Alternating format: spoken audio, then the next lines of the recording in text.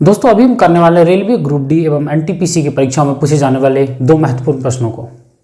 पहला प्रश्न कह रहा है कि एक ट्रेन 400 मीटर और 160 मीटर लंबे दो पुलों को क्रमशः 110 सेकंड एवं 60 सेकंड में पार करती है, तो ट्रेन की लंबाई कितनी है। सिंपल सी बात है, अगर इसको मैं सॉल्व करूँ तो पहला ट्रेन की अगर बात करूँ तो जो पहला पुल हो कितना मीटर लेंथ है उसकी 400 मीटर है।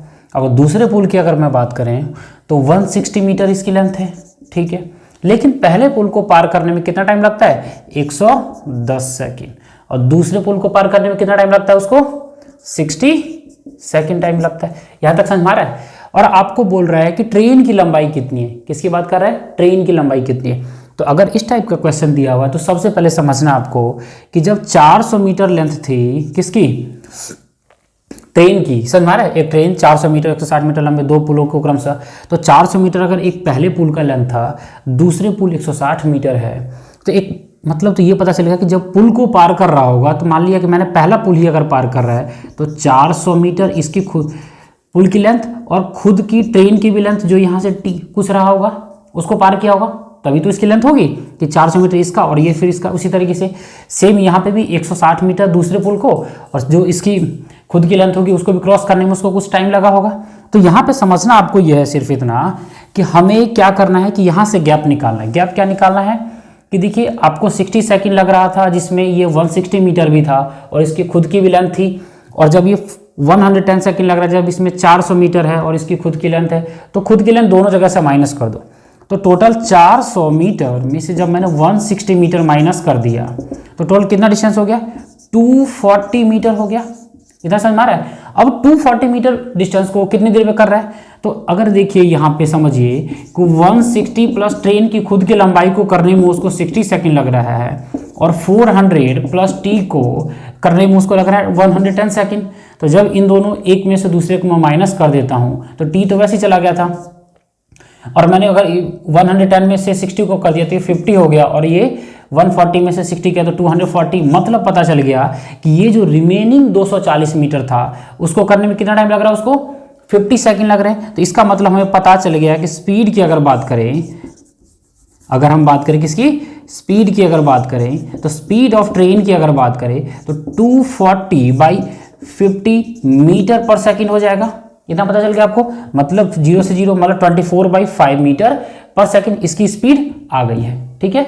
24/5 मीटर पर सेकेंड इसकी स्पीड आ चुकी है। अब जब हमारे पास 24/5 मीटर पर सेकेंड इसकी स्पीड आ चुकी है तो हमें करना क्या, सिंपल है कि 60 सेकेंड की बात कर किसी भी एक को, आप या तो इस पहले वाले पुल की बात कर रहा हूँ या दूसरे वाले पुल की बात कर रहा हूँ, तो अब 24/5 मीटर पर सेकेंड आ गया। तो यहाँ समझिए, ये समझ में आपको, जब मैं अब कर रहा हूँ कि 24/5 मीटर पर सेकेंड की अगर बात करूँ उसकी स्पीड आ चुकी है, तो अगर मैं उसमें टाइम से मल्टीप्लाई कर दूँ तो इसका मतलब डिस्टेंस हमारे पास आ जाएगा, ठीक है। क्योंकि आपको पता है डिस्टेंस इज इक्वल क्या होता है, स्पीड इनटू टाइम की बात करूं, स्पीड इनटू टाइम। तो आपके पास स्पीड 24/5 मीटर पर सेकेंड है और टाइम कितना है 60 सेकेंड की बात को, तो 5 से जब मैं किया तो 12 आपके पास आ गया, ठीक है। अब 12 को 24 से मल्टीप्लाई तो 12 48 8 4 24 28 का 288 मीटर आ गया टोटल लेंथ। मतलब 60 सेकेंड में कितना कर सकता था, 288 मीटर लेंथ को कवर कर सकता है। लेकिन उन 288 मीटर लेंथ में की अगर बात करें तो उसमें से 160 मीटर क्या है, उस पुल की लेंथ है। तो अब हम देखिए कि अगर 288 में से अगर 160 को माइनस कर दोगे तो 128 मीटर लेंथ क्या हो गया रिमेनिंग, और ये 128 मीटर लेंथ किसकी थी, उस ट्रेन की खुद की लेंथ थी। तो यहाँ तक समझ में आ गया। फिर से एक बार देख लेते हैं, एक 400 मीटर का पुल है, दूसरा 160 मीटर का पुल है, इसको क्रॉस करने में 110 सेकेंड, इसको 60 सेकेंड लग रहा है। तो एक चीज़ ध्यान से देखिए कि इस बार क्रॉस करने में इसकी खुद की लेंथ भी आ रही होगी ट्रेन की, इसको भी क्रॉस करने में इसकी खुद की लेंथ आ रही है। तो जब मैंने क्या किया कि इन दोनों के लेंथ को माइनस कर दिया तो क्या हमारे पास है 240 मीटर एक्स्ट्रा लेंथ था, ठीक है। अब स्पीड की बात अगर करें तो स्पीड क्या होता है भाई, डिस्टेंस की बात करो अपॉन टाइम, तो डिस्टेंस अपॉन टाइम 240/50।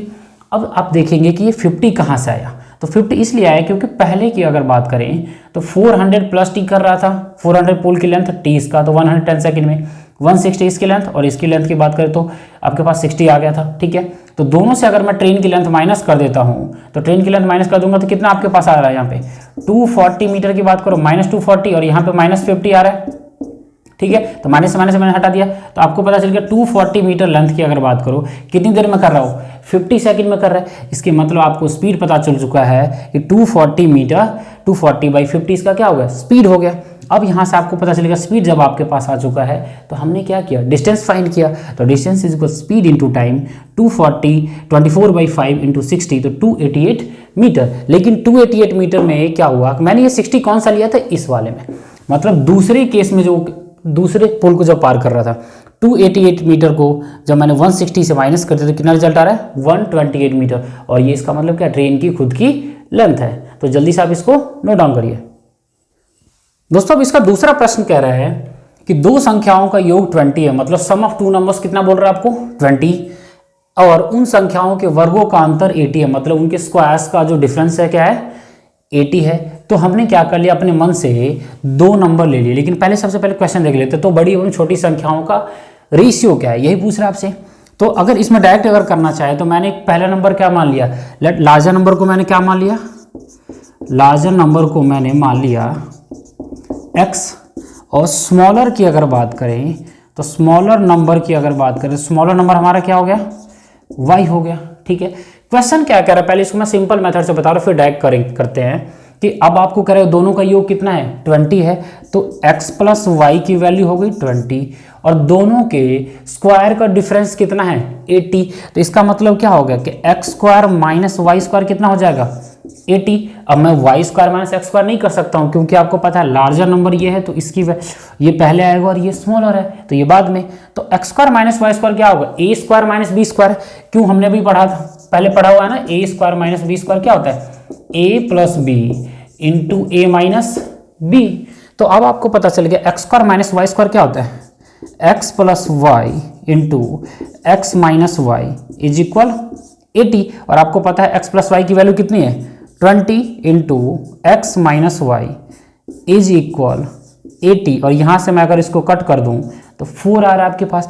मतलब अब देखिए कि x प्लस वाई की वैल्यू, ध्यान से देखिएगा, x प्लस वाई की वैल्यू कितनी है 20, और x माइनस वाई की वैल्यू हमारे पास कितना आ रहा है 4। और जब इन दोनों को ऐड करोगे तो ये प्लस वाई से माइनस वाई क्या हो गया, रिमूव हो गया। तो आपके पास आ रहा था 2x इज इक्वल 24, और 2 से जब मैं डिवाइड कर रहा हूँ तो यहाँ पे 12, मतलब x की वैल्यू कितनी हो गई 12। तो बिना बताए y की वैल्यू कितनी हो जाएगी 8।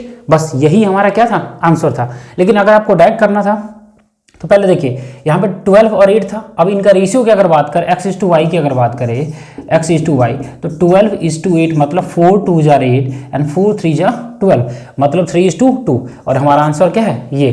तो आप अगर डायरेक्ट करना चाहते हैं इस क्वेश्चन को तो सिंपल, आपके पास दो नंबर है, ठीक है, और उन दो नंबरों का आपने क्या मान लिया है कि आपको पता चल गया कि x प्लस वाई इतना कर लिया कि 20 है, x प्लस वाई कितना है 20। अब x square minus y square की अगर बात कर रहे थे, यही हमने डायरेक्ट किया कि x square minus y square कितना होगा 80, मतलब उसमें क्या होगा x plus y into x minus y. और एक्स प्लस वाई की वैल्यू अगर 20 है तो एक्स माइनस वाई की वैल्यू कितनी होगी 80/20। तो एक्स माइनस वाई यहाँ से डायरेक्ट कितना हो गया 4, और इन दोनों को जब आप रिमूव करोगे तो 2x की वैल्यू जो अभी हमने पीछे किया था 24, x की वैल्यू 12 और y की वैल्यू कितनी आ जाएगी 8। ठीक है, यहाँ से फिर हमारा रेशियो 12:8, मतलब 3:2। तो आपको अगर ये समझ में आ रहा है तो मुझे जरूर लाइक करें, शेयर करें, सब्सक्राइब करें और कमेंट भी करें।